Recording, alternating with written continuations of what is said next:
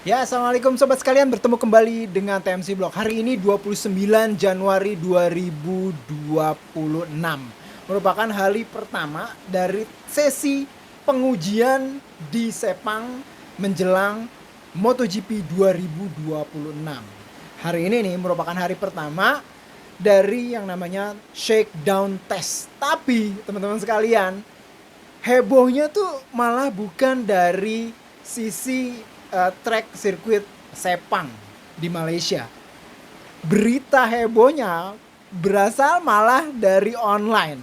Ya, setelah kita ketahui ya, tim Yamaha Monster Energy Yamaha MotoGP itu merilis timnya di Jakarta lengkap dengan segala keterbaruan yang teman-teman bisa lihat ya di beberapa vlog sebelumnya yang menghadirkan kayak winglet baru dan segala macam di Yamaha M1 V4. Nah, ternyata hari ini tuh ada berita yang jauh lebih bikin geger sih dunia MotoGP di khususnya menjelang nanti di sistem atau regulasi baru di 2027, yaitu berita yang dilansir oleh Motorsport hari ini. Motorsport.com menuliskan bahwa sudah dapat dipastikan, deket banget dengan kepastian bahwa Fabio Quartararo as rider Yamaha Factory Team itu akan pindah, teman-teman sekalian, pindah pabrikan dari Yamaha ke Honda di tahun 2027. Asli, ini tuh bener-bener bikin kaget bener. Saya gila, ini bener-bener di luar prediksi BMKG banget. Saya bener-bener tidak menyangka. Awalnya tuh ya, saya tuh menyangka bahwa yang bakalan kuat pindah ke Honda itu bakalan nama-nama kayak Jorge Martin, yang bahkan dengan absennya kali ini di tes Sepang itu semakin menguatkan bahwa dia punya benar-benar keinginan untuk pindah dari Aprilia. Lalu ada yang namanya Pedro Acosta juga gitu loh. Terus habis itu ya pokoknya secara umum kayak misalkan Massimo Rivola aja pernah bilang bahwa ini tuh pabrikan-pabrikan Jepang tuh lagi mengeluarkan yang namanya koper uang, bersiap untuk menggait pembalap-pembalap dari pabrikan Aprilia. Ada Bezeki dan juga ada Jorge Martin. Tapi tiba-tiba namanya benar-benar beda.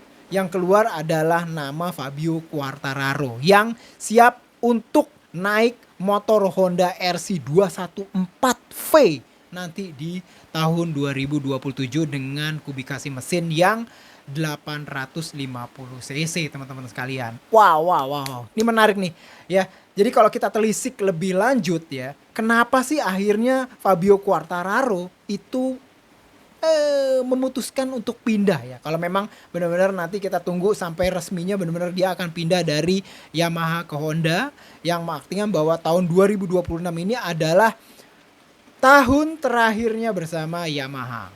Gitu loh. Wah, udah berapa tahun ya? 8 apa 9 tahun gitu ya.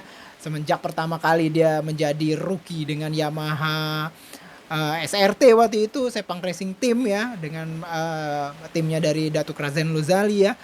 Wow, udah lama banget dan sekarang tuh memang menjadi kayak S-Ridernya Yamaha.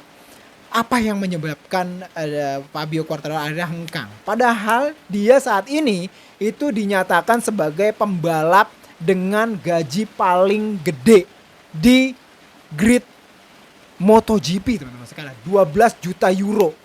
Dan bahkan mengalahkan yang namanya Marc Marquez. Wow. Dari uang kah gitu kan?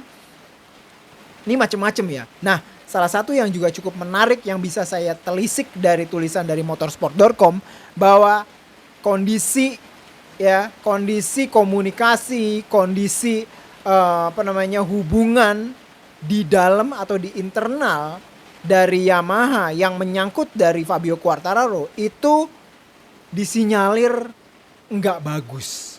Ya, mungkin nggak sehat buat hubungan antara Fabio Quartararo khususnya dengan manajemen. Dengan manajemen, nah dituliskan di apa namanya di tulisannya motorsport.com itu benar-benar mengarah ke satu orang yaitu Paulo Pavesio sebagai pengganti dari Lin Jarvis. Nah, jadi memang secara umum posisi dari Paulo Pavesio dan juga dulu Lin Jarvis ini selain memanage dari tim, ini juga menjadi semacam penjembatan komunikasi antara pembalap gitu ya. Jadi pembalap maunya apa, seperti apa yang mau di manajemenkan oleh pembalap itu mereka yang menjadi penyambung lidahnya, dan mereka yang bisa menjadikan wakil dari pabrikan untuk bisa ngikutin apa sih kemampuan dari pembalap.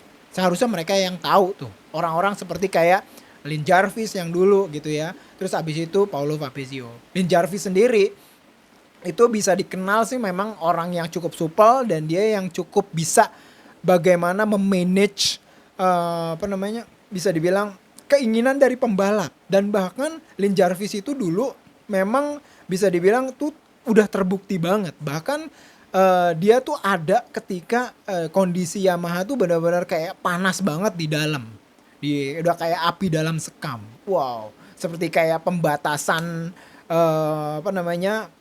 sekat pada zaman Valentino Rossi dengan dengan Jorge Lorenzo gitu ya, sampai terakhir di 2015 bahkan ya, fight antara kejuaraan dunia title atau gelar juara dunia antara Jorge Lorenzo juga dengan Valentino Rossi. Tapi dia bisa ya sebagai penengah gitu ya antara kedua pembalap. Jadi memang menurut saya Lin Jarvis itu memiliki kapabilitas komunikasi dengan pembalap itu yang lumayan oke. Dan sepertinya sih memang komunikasi antara Fabio Quartararo dengan pengganti dari Lin Jarvis atau yang dinamakan dengan Bapak Paulo Fabrizio ini ternyata mungkin ya, kalau menurut tulisan dari motorsport.com ini kurang begitu nyambung kayak gitu loh.